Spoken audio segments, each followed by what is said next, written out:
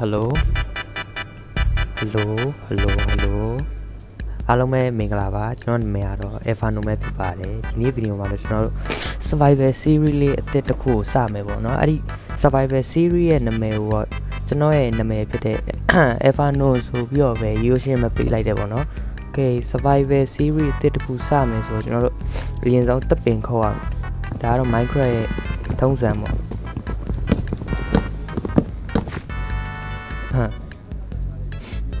ပြီးကျွန်တော်တို့ crafting table တစ်ခုလုပ်မယ်ပြီးရင်ဒုတ်ချောင်းလုပ်မယ်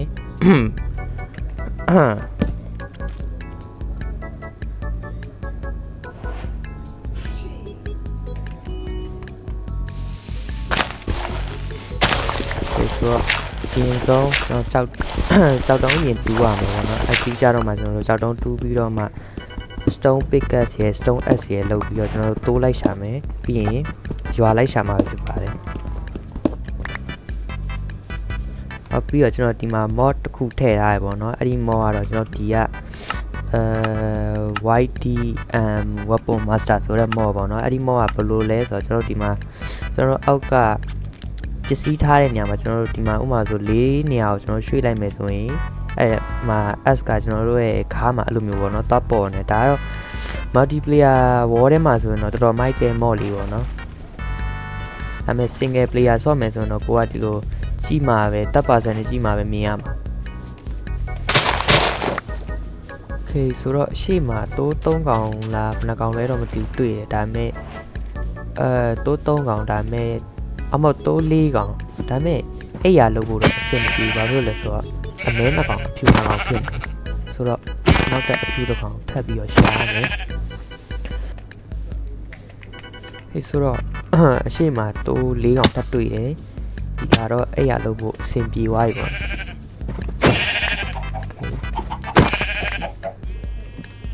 ဒီ2កောင်တော့မတတ်တော့ဒီအမှထားခဲ့လိုက်တော့မယ်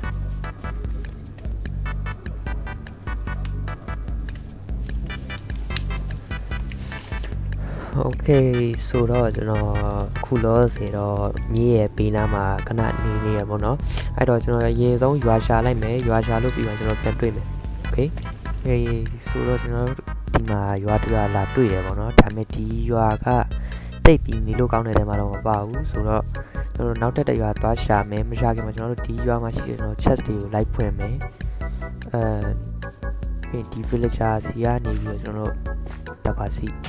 Okay ကျွန်တော် carrot ရတယ်ကျွန်တော်ပြီးလမ်းမှာပေါ့နော် spruce biome နဲ့တွေ့တော့ကျွန်တော်တင်နေဒီရပေါ့နော် spruce sapling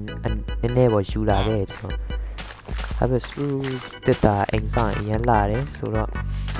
ခေါင်းမိုးပိုင်းအတွက်ကတော့ကျွန်တော်ဓာတ်ဖို့ကျွန်တော်ထပ်ပြီးတော့လိုက်ရှာမယ်ပေါ့နော်အခုတော့ရသားစီကနေကျွန်တော်တို့သူ့ရဲ့ site ခင်းနဲ့ရှိတဲ့နေရာကိုကျွန်တော်တို့ယူမယ်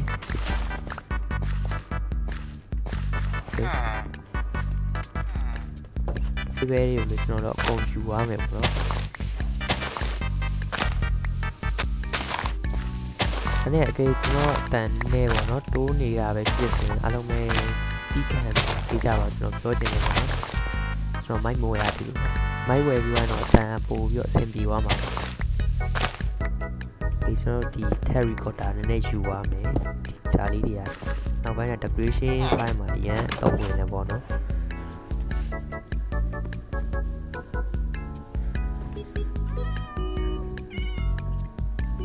ဆိုတော့ကျွန်တော်တို့နောက်ထပ်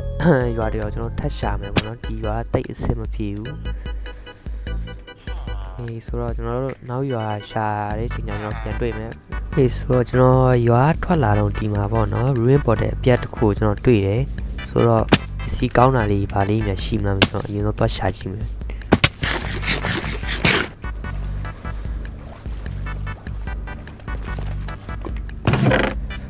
ဟေးကောင်းတာတော့ဘာမှမရှိဘူး flint steel ပဲရှိတယ်အဲ့တော့အဲ့ဒါပဲယူပြလိုက်တော့မယ်ပြီးတော့ဒီပေါ်မှာရွှေတောင်းလည်းမရှိဘူးရွှေတောင်းဒီမှာဒါပေမဲ့ကျွန်တော် IO pickup မရှိကျွန်တော်ရွှေတောင်းကိုယူလို့မရဘူးဆိုတော့ဒီကမထားခဲ့လိုက်တော့မယ်ဆိုတော့ကျွန်တော်ဆက်ရှာမှာပေါ့ Okay ဆိုတော့ကျွန်တော်ဒီမှာရွာတရွာတော့တွေ့ပြီပေါ့နော်ရွာတွေ့ရဲ့အချိန်မှာကျွန်တော်ညဘက်ရအောင်လေဆိုတော့အရင်ဆုံးကျွန်တော်အိတ်လိုက်အောင်မယ်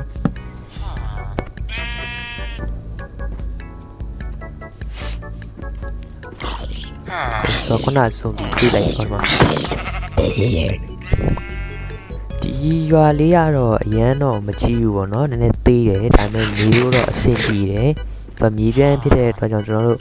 နောက်ပိုင်းကျရင်ကျွန်တော်ကဒီရွာကိုဒတိုင်းခတ်မယ်ဒတိုင်းခတ်ပြီးသွားရင်အဲ့လိုပေါ့နော် villager အိမ်တွေကို upgrade လိုက်မြင်မှာပေါ့ creeper ကြီး okay ဘာမှချက်စီတယ်ပါမောက်အာလူပဲကျွန်တော်ယူလိုက်မယ်အာလူကကျွန်တော်စိုက်ခဲမှာတုံးဖို့အတွက်အော်ဒီကောင်ဘလို့ဝင်လာလဲအိမ်ထဲကိုOh shit.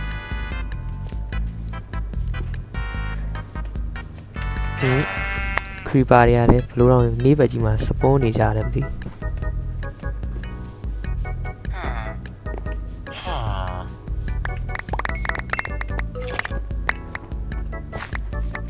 ဆိုတော့ကျွန်တော်မရှိဘူးအားကြောင့်မို့ Okay ဆိုတော့ skeleton အိမ်ကြီးကစုပ်တက်တော့ဒီဘက်ကိစ္စတော့မရှိပါဘူးနောက်ပိုင်းကျဒီအိမ်ကကျွန်တော်ပြန်ပြီးတော့ပြင်ပေးမှာဆိုတော့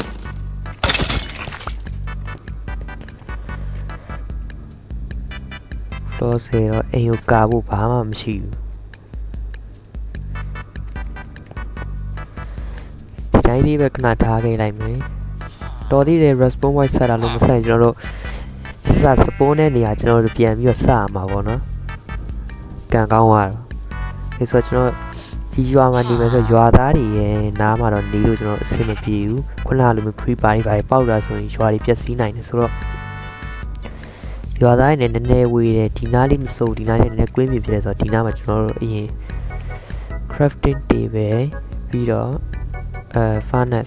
furnace လား furnace လားမသိ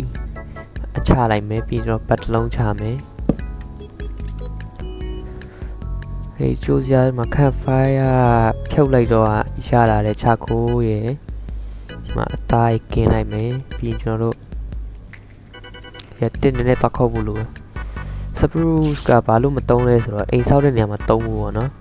အဲ့တော့အဲ့ဒီတောင်ကျွန်တော်မတုံးချင်ဘူးဆိုတော့ဒီအပင်ရဟာတွေကိုပဲကျွန်တော်တုံးလိုက်မယ်ဒီမှာအသားချက်တာရပြီဆိုတော့ကျွန်တော်မိုင်းတွေးနည်းနည်းသွားရင်ကောင်းမယ်ထင်တယ်ဘာဖြစ်လို့လဲဆိုတော့ကျွန်တော်အာယုံနည်းနည်းလိုချင်တယ်အာယုံ pickaxe လုပ်ဖို့အတွက်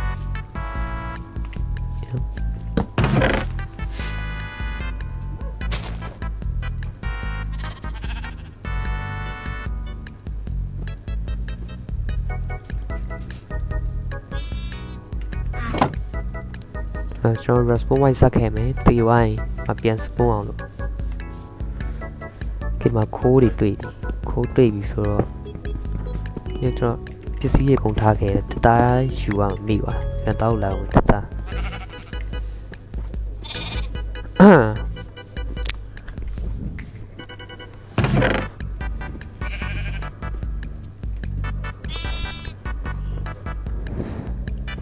ကျွန်တော်ပါမုတ်လေးနည်းနည်းပါကျွန်တော်လှုပ်သွားလိုက်မယ်မဟုတ်ပါ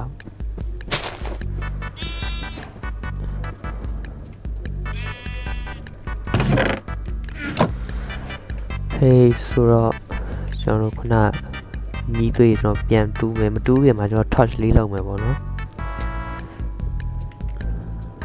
ဒီလိုဘယ်ဘက်လက်မှာကိုင်းထားလိုက်မယ်အဲဆိုကျွန်တော်တို့မိုင်းတူးမီးလင်းပြီပေါ့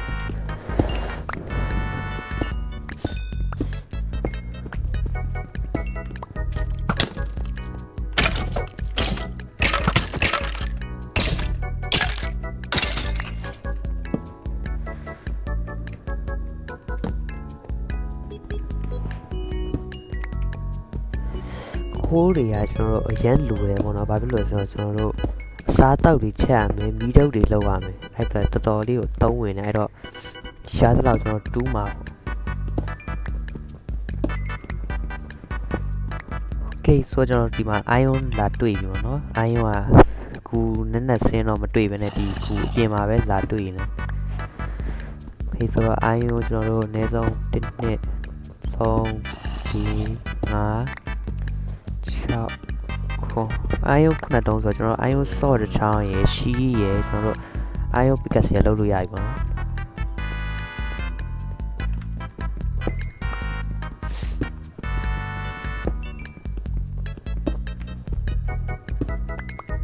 ကော်ပါတွေ့ကော်ပါကျွန်တော်နဲ့တူးမယ်ကော်ပါနောက်ပိုင်းကျရင်ကျွန်တော်အိမ်ခေါင်မှုစောက်တဲ့နေရာမှာအဆင်ပြေမယ်ပေါ့နော်ကော်ပါနဲ့အိမ်ခေါင်မှုဆောက်ရန်လာတယ်ပေါ့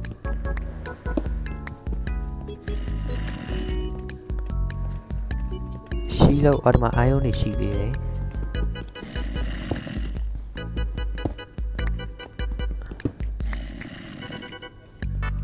ဒီမှာလည်းအာယုန်နေဆိုတော့အာယုန်ကပေါ်မှာထွက်တာပုံများတယ်ထင်တယ်ကူထဲမှာတော့တိတ်မထွက်လာဘူးလို့တော့ထင်တာပဲဒါပေမဲ့တိကျတော့ပြောလို့မရဘူးเนาะဒီထွက်တဲ့နေရာမှာထွက်တာလည်းဖြစ်နိုင်တာပဲဆိုတော့ကျွန်တော်ရလာတဲ့ဒီက iron ဆက်တောင်ကျွန်တော်ကြိုလိုက်မယ် iron saw ရယ် iron pickaxe ရယ် sheet တစ်ခုရယ်လောက်မယ်အဲဆိုကူလဲဆင်းလို့ရှိရင် skate တန်းနေပြင်ကျွန်တော်တို့တိတ်ပြီးတော့မထိတော့ကာလို့ရတယ်ခေရင်တော့ sheet တစ်ခုရင် craft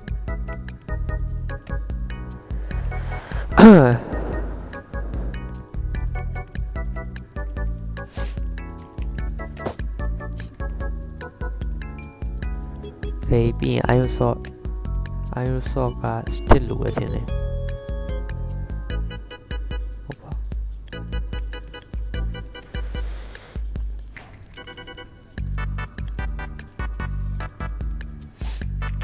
ပြီးကျွန်တော်တို့ iron pickaxe craft မယ် iron pickaxe က iron 3လုံးလို့ပြီးတော့အိတ်လိုက်အောင်မယ်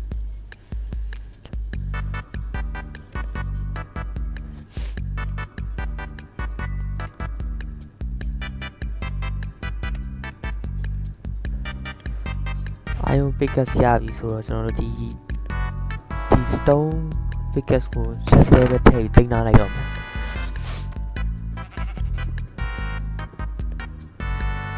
ကျွန်တော်ဒီမှာ carrot ရယ်အာလူရယ်ရှိတော့ကျွန်တော်တို့နဲ့ farming လေးလုပ်ရင်ကောင်းမလားပေါ့နော်အဲ့တော့ဒီက iron 3လုံးကို water bucket အရင်လုပ်လိုက်မယ်ပြီးရင်ကျွန်တော်ရေသွားခံရေကဘယ်နှဘက်က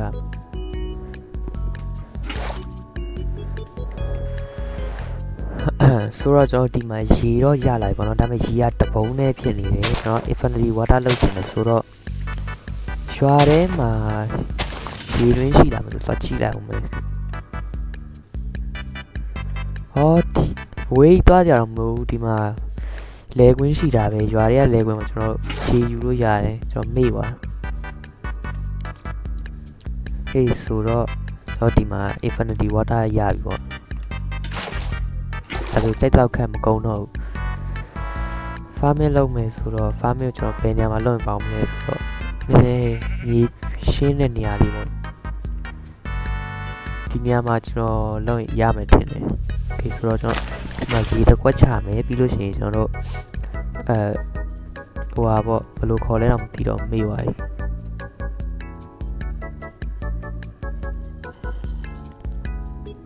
ကျွန်တော်ဒီကဘယ်လိုခေါ်လဲဆိုတော့အမ stone hole ဟေးအဲ့ဒါကျွန်တော်တို့လှုပ်လိုက်မယ်ပြီးရင်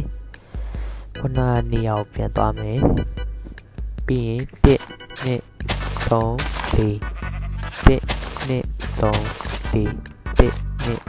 2 3 4အဲ့လိုဘယ်လိုပြောရမလဲဒါ4ခုပေါ့အဲ့လိုလှုပ်လိုက်မယ်ပြီးတော့ဒီမှာဒီနာဟိုင်တော့ဆက်ရိပ်မယ်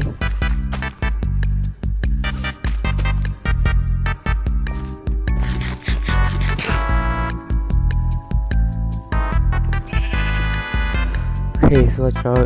ဒီနေ့ကကျွန်တော် iron တော့ထပ်မသွားတူးတော့ဘူးပေါ့နော်ကျွန်တော်အိမ်ဆောက်မယ်ဘာဖြစ်လို့လဲဆိုတော့ဒီလိုအကာမရှိဘာမရှိနေကျွန်တော်တို့အနေနဲ့အရမ်းများတယ်ပေါ့နော်ညဘက်ဆို zombie တို့ skeleton တို့ကအရမ်းထွက်တယ်ဆိုတော့အိမ်ဆောက်ဖို့ကျွန်တော်လိုတယ်ပေါ့နော်အဲ့တော့ကျွန်တော်အိမ်ဆောက်ဖို့အတွက်လိုအပ်တဲ့တစ်သားတွေကျွန်တော်ရင်ခုတ်လိုက်မယ်โอเคဆိုတော့ကျွန်တော်ဒီမှာပင်ခုတ်ကောင်းနဲ့ခုတ်နေကျွန်တော်ရဲ့ S ကပြတ်သွားပြီဆိုတော့ကျွန်တော်တို့ S အတစ်ချောင်းထပ်လုပ်မယ်ပြီးရင်သွားခုတ်မယ်โอเคဆိုတော့ကျွန်တော်ဒီမှာအိမ်ကစောက်ဖို့ဆိုရင်တော့ကျွန်တော်တို့ခေါင်းမိုးပိုင်းမှာကျွန်တော်တို့ဓာတ်ဝူးမရှိတဲ့အတွက်ကျွန်တော် sprue ကိုသုံးရမယ်ပေါ့နော်ဆိုတော့ကျွန်တော်စီမှာရှိတာနဲ့မလောက်ဘူးအဲ့တော့ကျွန်တော်ဒီကအပင်ကိုကျွန်တော်သွားဆိုင်မယ် အိမ်နားမှာတော့မဆိုင်တော့ပါဘူးဒီပင်ကြီးသွားတဲ့ခါကျရင်ဒီပင်အောက်ကဖြစ်လာတဲ့မြေကြီးတွေပေါ့နော်အဲ့မြေကြီးကကျွန်တော်တိတ်မကြိုက်မလှဘူးပေါ့ဆိုရမှာဘုံမီရှိရယ်ဘုံမီရယ်โอเคဒီမှာကျွန်တော်ပြောဒီမြေကြီးရယ်အမြေကြီးကမလှဘူးဆိုတော့ကျွန်တော်ဒီတပင်လုံးကိုခုတ်လိုက်မယ်ဆိုတော့ဒီအပင်ကြီးကိုခုတ်တဲ့အချိန်မှာကျွန်တော်ဒီလိုမျိုးပေါ့နော်လှေကားလိုပုံစံလေးအဲ့လိုတက်ပြီးတော့ကျွန်တော်အဲ့လိုအစင်ချင်းတွေအဲ့လိုခုတ်သွားတဲ့အချိန်ကျရင်ကျွန်တော်ခုတ်ရတာပို့ပြီးတော့လွယ်တယ်ပေါ့နော်အပေါ်ရအောင်အကုန်လုံးတခါတည်းခုတ်ချလိုက်အောင်ပေါ့โอเคအိမ်ဆောက်မယ်ဆိုတော့ဒီနားမြေကြီးကိုကျွန်တော်အရင်ရှင်းလိုက်မယ်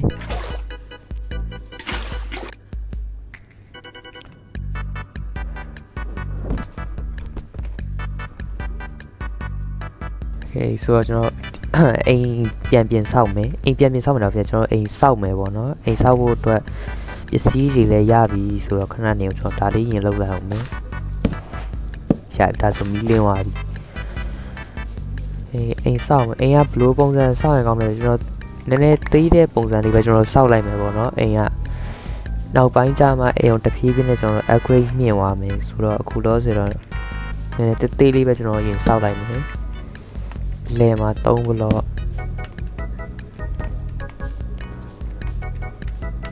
ဒီမှာ9ဘလော့ပေါ့နော်โอเคဆိုတော့ကျွန်တော်တို့ဒီအမြင့်အားကြတော့ကျွန်တော်တို့1 2 3ဒီအားလုံးကကျွန်တော်4ဘလော့ပေါ့နော်โอเคဒီဘက်လေး4ဘလော့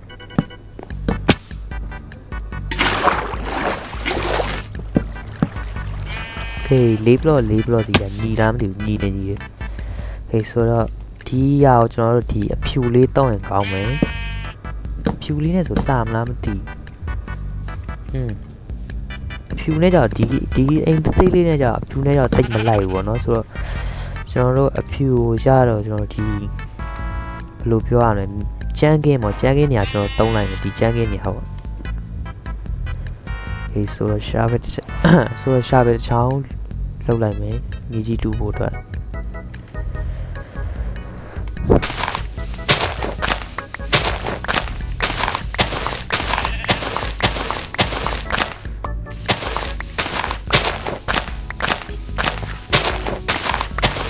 ဖေးဒီမှာကျန်းကင်းကျွန်တော်တို့အဖြူအောင်သားလေးနဲ့ပေါ့နော်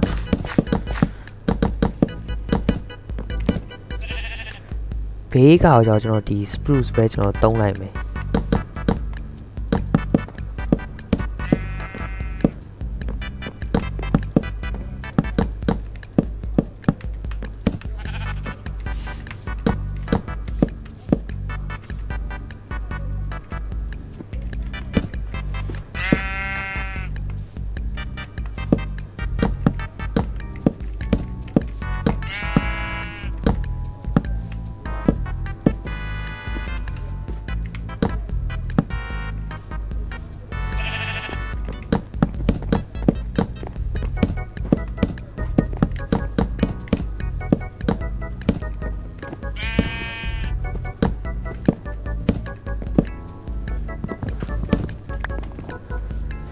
โอเคဒါကတော့ကျွန်တော်တို့အောက်ခြေပေါ့နော်အောက်ခြေရောက်သွားဆိုတော့ကျွန်တော်တို့ထပ်ပြီးတော့အမိုးထပ်ဆောက်မယ်အမိုးကကျွန်တော်တို့ဘယ်လိုဆောက်မလဲဆိုတော့stair only မဆောက်တော့ဘဲနဲ့ stair ရဲ့ဒီဒါဘယ်လိုခေါ်လဲတော့မသိဘူးပေါ့နော်ဒီအတုံးရယ်ပေါ့နော်အဲ့လို stair နဲ့တုံးနဲ့ကျွန်တော်တို့ပေါင်းပြီးတော့အဲ့လိုဆောက်မယ်ပြီးရင်ကျွန်တော်တို့နည်းနည်း trap door လေးပါထပ်ပြီးတော့ထည့်လိုက်မယ်ကြည့်လို့လှမလားတော့မသိဘူးကျွန်တော်အရင်ဆုံးအဲ့လိုလောက်ကြည့်မယ်ပေါ့နော်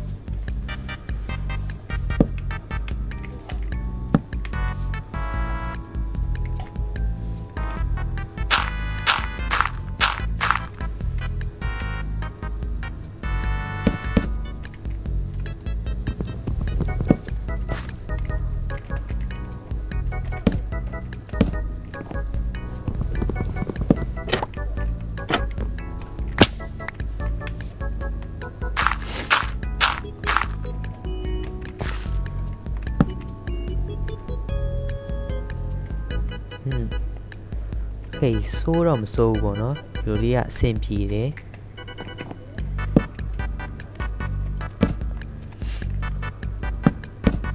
ခုကျွန်တော်စောက်တဲ့အိမ်လေးကို brother တို့အကယ်ကြိုက်တယ်ဆိုရင် လိုက်စောက်လို့ရတယ်ပေါ့နော်မစောက်ချင်တဲ့ကိစ္စတော့မရှိပါဘူးဒါပေမဲ့ကျွန်တော်ကပြောပြတာပါစောက်လို့ရတယ်ဆိုတဲ့အကြောင်းကျွန်တော်ကအရင် survival ဆော့တဲ့နေရာမှာမကျွမ်းသေးဘူးဒါပေမဲ့ဆော့ကြည့်ရပါတော့သူများရဲ့လေဒီလို survival series လေးတင်တော့ကျွန်တော်လည်း like တင်ကြည့်တာပေါ့ဘာရတော့မဟုတ်ပါဘူး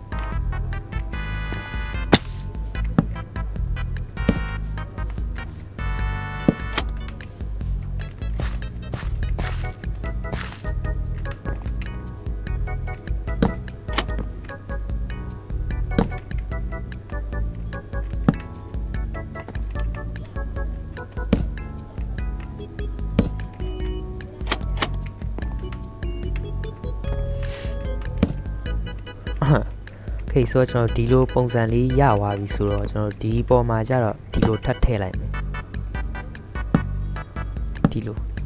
ပြီးကျွန်တော်အဲ့ပေါ်မှာဒီလိုထပ်ထည့်မယ်ပြီးဒီဘက်ကိုလည်းအဲ့လိုထပ်ထည့်မယ်ပေါ့နော်ပြီးဒီနားမှာကျတော့ဒီလိုလေးနှစ်ခုအဲ့တော့ကျွန်တော်ကြည့်လိုက်အောင်မယ်ခေဆိုတော့မဆိုးဘူးပေါ့နော်အိမ်ခေါင်မှုပုံစံလေးရရိုးရှင်းရှင်းတဲ့ဆိုင်တော့ဒါလေးကတစ်မျိုးတော့မိုက်တယ်ကျွန်တော်ကြိုက်တယ်ပေါ့နော်အဲ့တော့ကျွန်တော် stay လေးထပ်လုပ်လိုက်မယ် stay ကရပြီကျွန်တော်ဒီဘက်ပြီးသွားပြီဆိုတော့ကျွန်တော်နောက်တစ်ဖက်ဟိုဘက်ကိုချောင်းထပ်ဆောင်မယ်ပေါ့နော်ကဲကျွန်တော်ဒီမှာတစ်ဖက်ရသွားပြီပေါ့နော်ရသွားပြီဆိုတော့ကျွန်တော်ကျန်တဲ့ဟာတွေကျွန်တော်ဒီအလဲကောင်းတွေ live ပိတ်လိုက်တော့မယ်ဒီလိုလေးရပြီဆိုကျွန်တော်ဒီမှာခေါင်မိုးပေါ့နော်ဒီလိုအုပ်လိုက်မယ်ဆိုတော့ကျွန်တော်မှကြည့်တက်ဟုတ်နော်ကျွန်တော်ဒီမှာတက်ဒီမှာတက်ဒီမှာတက်ဒီမှာတက်ပြီးဒီလိုလေးပေါ့နော်အဲ့လိုလောက်ပြီးတော့အလဲကောင်မှာကျွန်တော်ဒီမှာတုံချလိုက်မယ်အဲ့ဆိုခေါင်မိုးကကျွန်တော်ကြီးလို့လှသွားပြီပေါ့နော်ကျွန်တော်အရင်ဆုံးအောက်ကနေဆင်းပြမယ်ဒီမှာတော့ခေါင်မိုးလေးကဟိုလိုဘယ်လိုပြောရမလဲနည်းနည်းပေါ့နော်အပေါ်လေးကအဲ့လိုအထစ်တင်တကယ်ခေါင်မိုးနဲ့တူသွားပြီပေါ့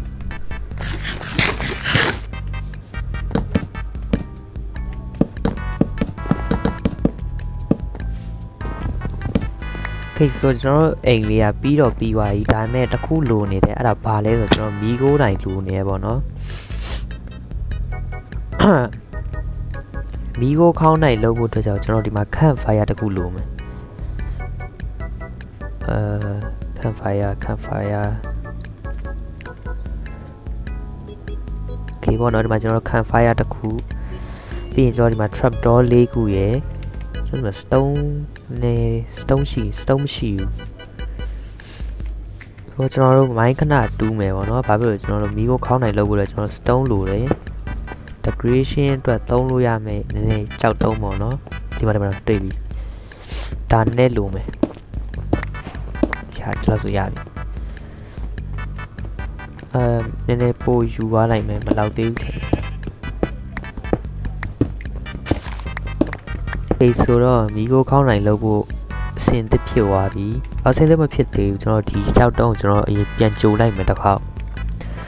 ကြိုတော့ကျွန်တော် skip လိုက်မယ်နော်ဗီဒီယိုကိုရစ်ပြီးတော့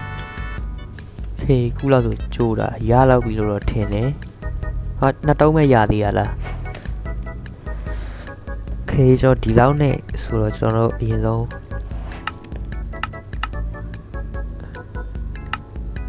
stone cutter ကျွန်တော်တစ်ခုလောက်လိုက်မယ်ပေါ့နော်ဒါနည်းနည်းအသုံးလိုတယ်ဘာလိုတာလဲဆိုတော့ကျွန်တော်ဒီမှာဒီလိုပေါ့နော်ဒီလိုရပြီအဲ့ဒါရလို့ရှိရင်ကျွန်တော်တို့ရ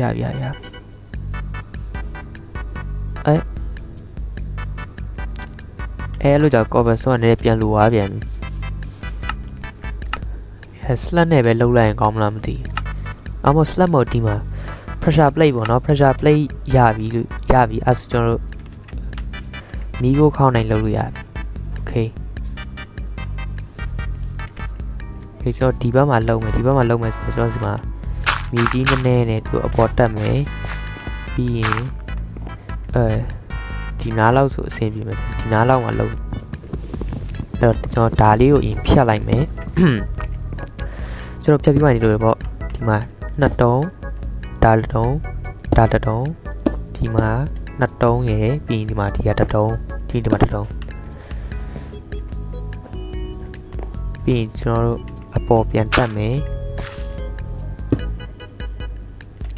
မဟုတ်ပါဘူးကျွန်တော်အပေါ်ပြန်တက်မယ်ပြီးရင်ကျွန်တော်တို့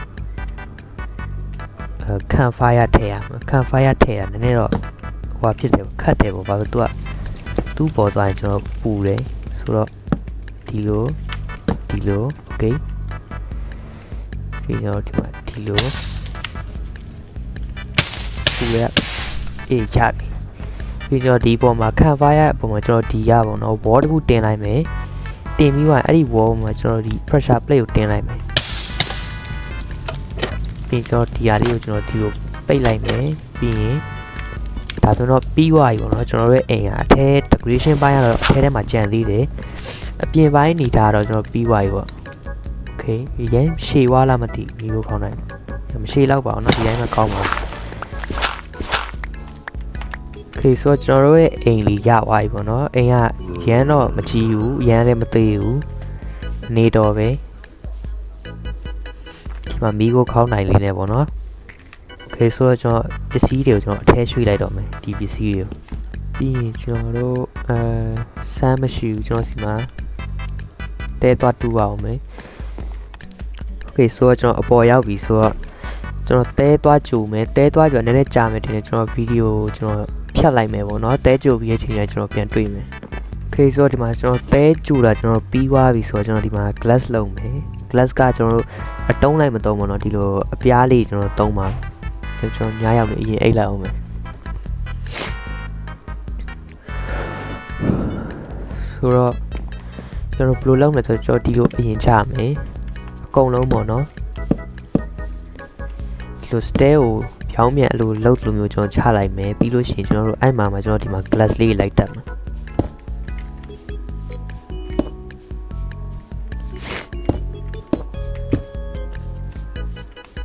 ရပြီဟိုအပေါ်ကျတော့ကျွန်တော်တို့ဘယ်လိုတက်မလဲဆိုတော့ကျွန်တော်တို့ပြမယ်ကျွန်တော်ဘယ်လိုတက်မလဲဆိုတော့ကျွန်တော် chance 0လေးဒီမှာဒီလိုကားလိုက်မယ်ဟိုတစ်ချောင်းပူသွားဟောဒီတစ်ခုကအမြဲတမ်းပူ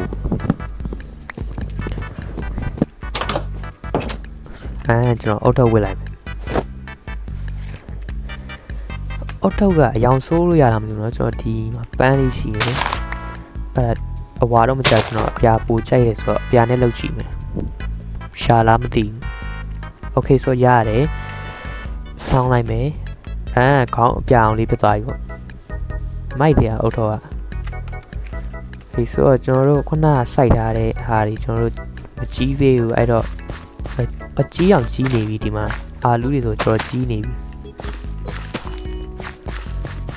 ဟေးဆိုတော့